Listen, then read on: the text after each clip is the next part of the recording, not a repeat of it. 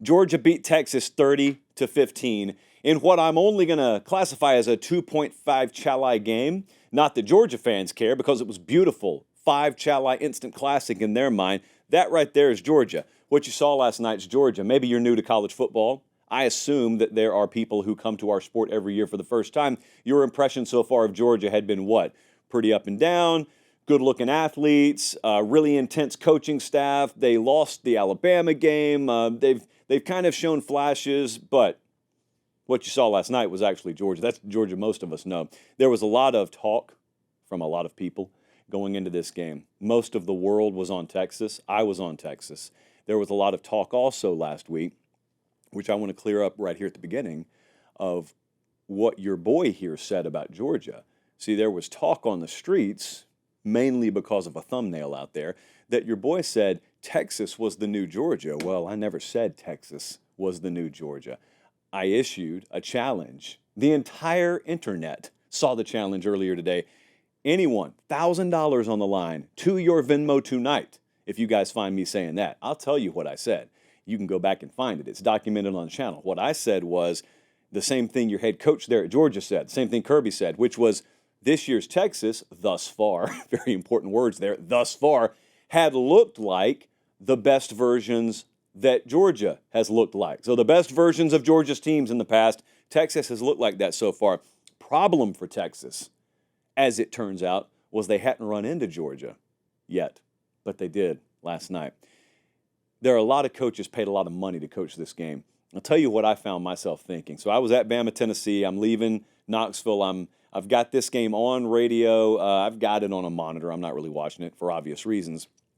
I've since watched the whole game. Kirby Smart gets paid $13 million a year.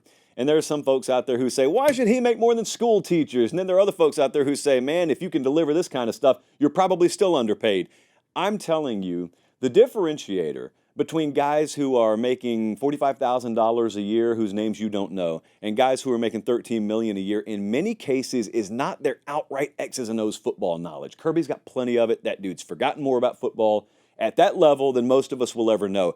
But there are a lot of guys out there who know football. There are a lot of guys out there who could sit down at a table with Kirby Smart and talk strategy and talk from a tactical standpoint and talk X's and O's. They could do that. What they cannot do is they cannot take the mentality they possess, which is just eat glass for breakfast 365 days a year, and actually get a building full of people to think the same way and get a building full of people as charged up as that team was last night. It's not about hype. It's not about motivation. All these teams are hyped up. All these teams are motivated. Texas was hyped up and motivated last night. They got dunked on. It's not about hype and motivation. You got to understand something. Texas, to have that happen to them is wild. I wish you guys could see Texas. To fully appreciate what Georgia did last night, I really wish you guys could see Texas up close. Texas is as big and physically imposing and fast as any roster in the country. Now, I'm talking about eyeballs. When you just look at him, when you see him play. I've already seen him in person this year. I know what I'm talking about here. And I get to see Georgia all the time. And I got to see Saban's Bama teams. And I see Oregon. And I see Ohio State. Texas looks as good, if not better, than any of them. To be able to do what Georgia did to them physically last night, and to be able to get an organization full of players and coaches to look at a fan in front of them and to just be willing to put their arms behind their back and just stick their face in there, eyes wide open. That's why you're paid $13 million a year. Really, when it comes down to it, that's what gives you the value that your university says you're worth, because most guys can't do it. It's not about standing up in front of a room and giving a talk. It's not about these expletive-laden rants that you hear from him sometimes. That's part of it, like that's part of how he's wired. There is something really special, especially when you've started off the season kind of in a state of flux relative to what Georgia football has been, and you can get guys to do that, just go totally over the cliff and really just play to their full potential. And I got news for you. This team didn't play to its full potential last night, so there's room for Georgia to get better. But I do have a bad luck stat for you. So as we get into this thing a little bit, I thought if Georgia won the game, Carson Beck would have to play the best game he's played all year, and he did not do that, and it turns out he didn't have to do it. This is very average from Carson Beck. He was 23 of 41, 175 through the air, 0 touchdowns, 3 picks, and they won this game anyway. Won it by 2 scores. Now, Now, how wild is that? It's pretty wild to me because I didn't think that's how a Georgia win would go. Georgia's defense played a different level of football last night than I've seen them play all year. Not that I've seen them play, period, because that's right in line with what we've come to expect from Georgia defense under Kirby Smart, period. Just hadn't seen it from them to that degree this year. Now, a lot of it has to do with just getting guys back. It's not huge breaking news that they've had a lot of guys banged up. I mean, Michael Williams. Look, you can't keep a kid from Columbus, Georgia down for long. Everyone knows that. Every one of us should know that if you didn't know it already. Texas's longest pass last night was 34 yards. I mean, a couple of things going into this game. A couple of the reasons I picked Texas to win this game is because there were dependable facets of Georgia that I really hadn't come to be able to depend on. One of them was they were giving up too many chunk plays through the air. Texas's longest throw was 34 yards last night. And the other thing was Georgia wasn't running the ball as effectively and consistently and reliably as we've seen them run it. And Trevor Etienne was probably the most important player on this team on the field last night. He ran 19 for 87, 3 catches, contributed more out of the backfield, just turned it on last night. One of the most overused yet still accurate phrases in sports is big-time players show up and make big-time plays in big-time games. The reason that's frustrating for people in the analytics community is you can't quantify that. You can't quantify what it is inside a guy that may have him no-show Middle Tennessee State, all due respect, but when it comes time to play Texas against the best, he shows up. You got a handful of players like that every year. Trevor Etienne showed you he's one last night. And the other thing that Georgia defensively did last night is just hit Texas in the face with a sledgehammer. When it came to running the ball, Texas had 29 yards rushing. And to be honest with you, that was one of the fears people had, rightly so, when they had a couple of tailbacks go down in fall camp. But Texas had come to apparently rectify that, and I didn't think anyone was going to shut them down like that. Now, a lot of the game, as it turns out for Texas, ended up being played in catch-up mode, but I didn't think anyone was going to do that to them. So Georgia, I mean, I don't have a whole lot of apology for picking against them. Had I seen this version of Georgia so far this year, I probably would have picked them to win the game, guys. I was mildly surprised and then just looked and nodded my head as the game wrapped up because that's the reliable Georgia. And to be honest, I mean, that's not even the best version of Georgia, which in some ways leaves you scratching your head a little bit. In other ways, it's kind of scary because is Georgia's complete game still out there? I think they, in that building, would say, yeah, I mean, it's good that we beat them. We're supposed to go on the road and win, though. But you hadn't seen the best version of us. We'll peak. We'll peak against Florida, and we'll peak down the road, Georgia Tech, and then Atlanta. We think we'll be there. And then the playoff, we'll think we'll be there. So on one hand, a very dominant and sort of welcome back moment for Georgia. On the other hand, you know, this was played in Austin, Texas.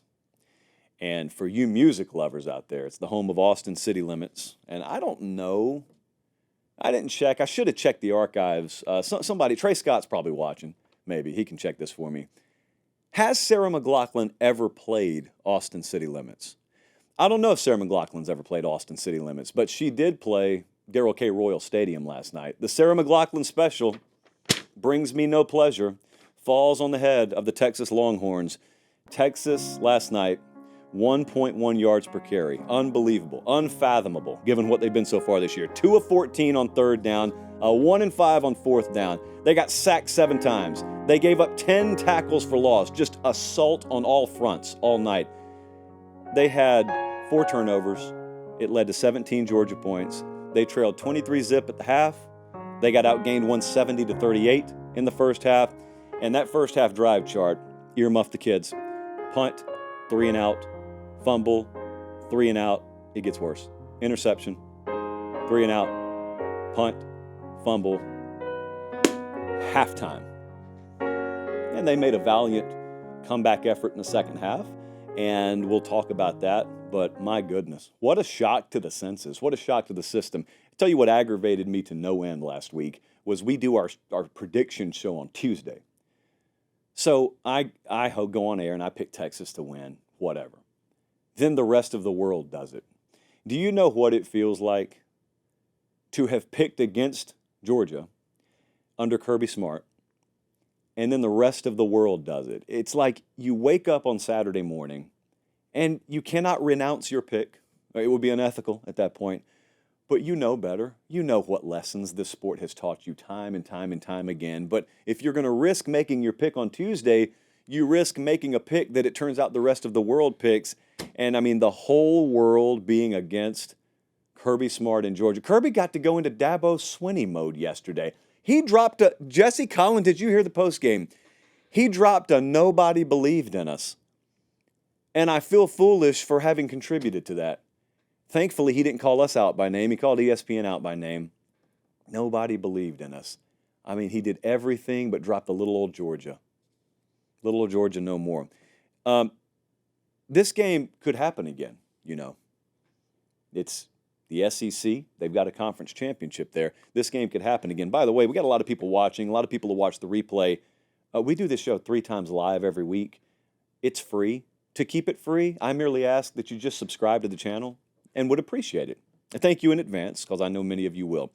Put this game under a microscope. If you think we're headed for a rematch in Atlanta, which is not guaranteed, but if you think these teams will meet again in a conference title game or maybe the playoffs, how much did last night mean? On one hand, it's wonderful and the aura has not worn off for a Georgia fan. That's great, but let's just say you're a Penn State fan and you're randomly curious, how much did I learn about how these teams match up last night? On one hand, a lot. On the other hand, I wonder how duplicable this kind of outcome is. Just think about this now. Georgia's scoring drives, this is wild. This is one of the most insane box scores you'll see all year. Georgia's scoring drive started on the Texas 13 touchdown, the Texas 28 field goal, the Texas 34 touchdown, Georgia's 45 field goal, the Texas 30 field goal, and then they had one long drive, touchdown drive towards the end of the game. I mean, wonderful job. Wonderful display of complementary football, defense, special teams, getting you set up with insanely great field position to score. So you can ask yourself, okay, that's all well and good. Will we ever see Georgia have that fortuitous a field position situation again? But then you could walk in on the other hand and say, oh, you think we got lucky? No, I'm not saying you got lucky. I'm just saying it may not happen like that again. Okay, well, either way, you're saying that it was an anomaly, right? Yeah. Well, Carson Beck threw 3 interceptions. So what if we have a more standardized game in Atlanta, but what if it comes with our quarterback actually playing halfway decent? You know, anyone ever think about that? Just because you win by 15 doesn't mean everything clicked. Georgia's offense didn't click. Georgia's passing game didn't click. Georgia's passing game could click. So I was going over that game earlier today, and all the while, you already know the outcome because you're watching a replay, so you're trying to project ahead. What would this mean? What does it mean for the rest of the season for either team, first off? And then number 2, what does it mean if they meet up again? I have no idea what it means. I could assume Texas probably won't have a whole lot of success running the ball. I think that'll translate. But a lot of this other stuff, it may not matter. Maybe they don't see each other again. But I don't know. Like when they're facing off, if they do in Atlanta, everyone will go back and they'll watch the replay of the game, and I will too. How much am I going to draw from it? I don't know. Shruggy emoji. You remember Kirby after the Bama loss? You remember even going into halftime of the Bama game? You remember how different his demeanor was. You remember how different his tone had to be.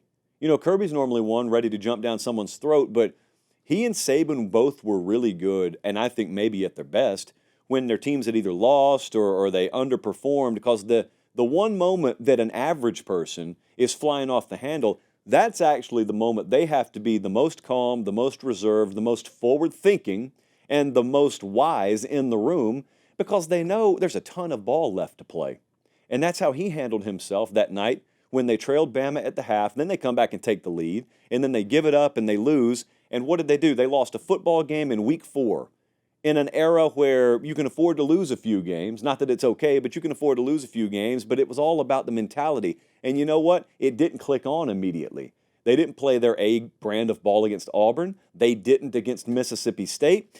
There were a lot of folks in the Georgia fan base questioning them. So then they go to Texas and they do what they did yesterday. And they got a bye week, and they'll have Florida and still got Ole Miss, still got Tennessee. If they're hitting their stride, Georgia won't lose another game. If they're hitting their stride. But Kirby got the team where it needed to be. Now we get to see Steve Sarkisian in that exact same situation. That's why I'm mentioning this. Kirby post-Bama got Georgia back, and they're where they need to be now. where does Steve Sarkisian go from here? Which is always a dumb question. Like, Coach, where do you go from here? Probably the next week. We play Vanderbilt in 6 days. We'll probably just go to Nashville. But I mean, where does he take the team from here? What kind of mold, what kind of attitude does Texas play with the rest of the year? Because if anything, given where they are now, you may end up looking back on Georgia's season and saying, man, that Bama loss, giving up those points in the second half to Mississippi State, those were some of the best things that could have happened to this team. You get the best response from high-level competitors when they go through some adversity. So now Texas has gone through it. This version of Texas has gone through it for the first time. So what am I going to get out of them? That's a big mystery. You know, it's a big mystery because Steve Sarkisian's not a young head coach, but still in his time at Texas, he hasn't had a national championship contender. They went to the playoff last year, and I know that. That was a very strange year last year. That wasn't the caliber of Texas team or the caliber of team, period, that you would historically over the last decade expect to compete for a national title. This team I expect to compete for a national title. This Texas team I still expect to compete for a national title. The other thing that I saw last night afterwards that I personally snicker at is he took Quinn Ewers out of the game and put Arch in the game. I saw a bunch of people say, oh, you just can't do that in this situation. Well, he did. He did. So what now? You play to win the game. That's all. So if your guy right here is not giving you a high enough level performance, here's the thing about quarterback depth. You use it. You use it not just like you would use running back depth. I'll grant you that. Big difference in the way you handle these positions, and there's a lot more premium and value placed on the quarterback position. But look, Quinn Ewers has been multiple years through this program, and Arch Manning's been there, and folks know he's a stud. He sees him in practice every day. So if you're mentally fragile enough to struggle that much in the first half, and the head man taking you out for a few series just throws you into a blender, you're not cut out for that job anyway. It sounds like we're talking about grizzled NFL veterans. I know that. We're not. But these dudes make a lot of money to play this position now and play this sport now. And even if they didn't, you got to be cut from a different cloth to be the quarterback at Texas. I think both of them are, by the way. It was such a non-issue to me when he being Sark, when he did what was best for the team last night, in his estimation, and you throw your other guy in there because he's really good and really talented as well. You end up throwing your starter back in there, and once they threw Quinn Ewers back in there, the same folks who had tweeted, oh, you can't do this. Oh, you can't do that. It was like, okay, but he did, and now the starter's back in there. What happened? What was the great risk there? What were you talking about? He's playing to win the game. That's the long and short of it. He's playing to win the game.